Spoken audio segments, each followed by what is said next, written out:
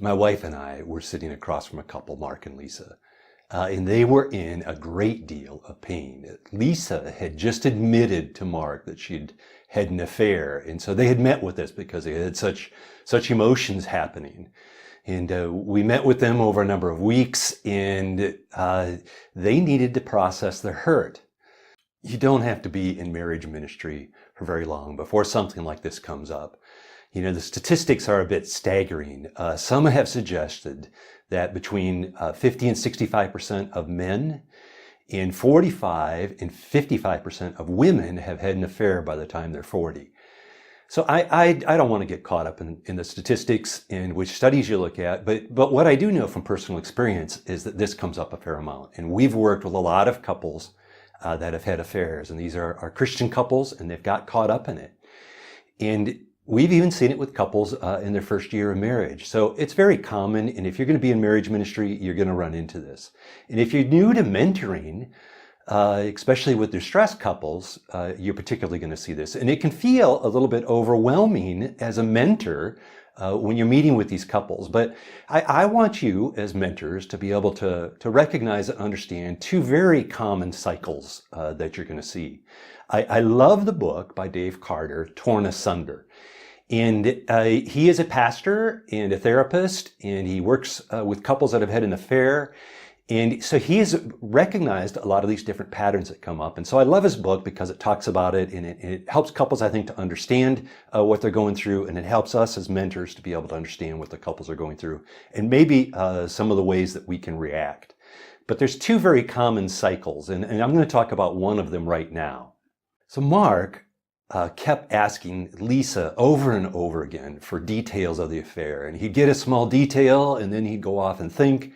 And then he would come back again, and he'd come back with much more detailed questions. And it seemed to be going round and round, and the questions never seemed to end. And Mark was caught up in the obsession cycle. And there's a tendency in people that have been betrayed to want to feed their pain with more and more information. And I get it. I understand it.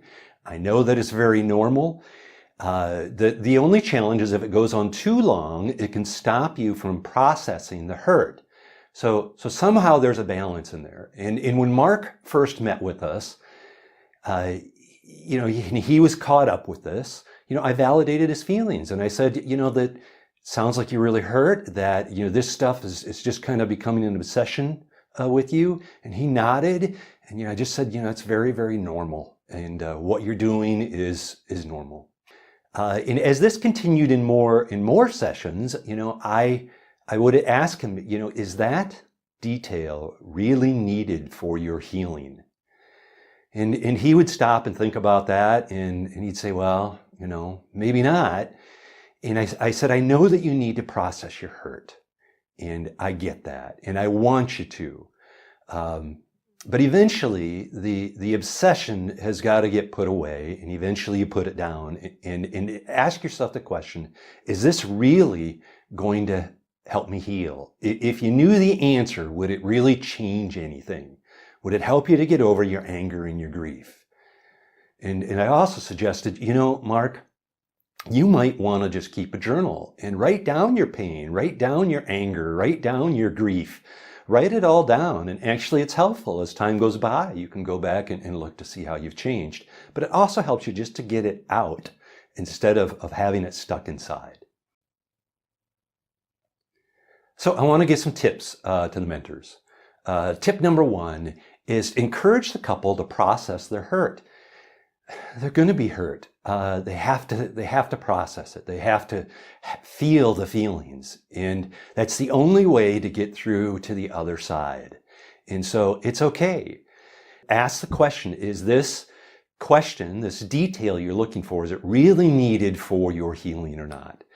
And eventually, people that are obsessing can kind of look at that and go, you know what, that probably doesn't really matter. And maybe it's not really going to help me. And then, tip number 3, as I mentioned before, is just start keeping a journal.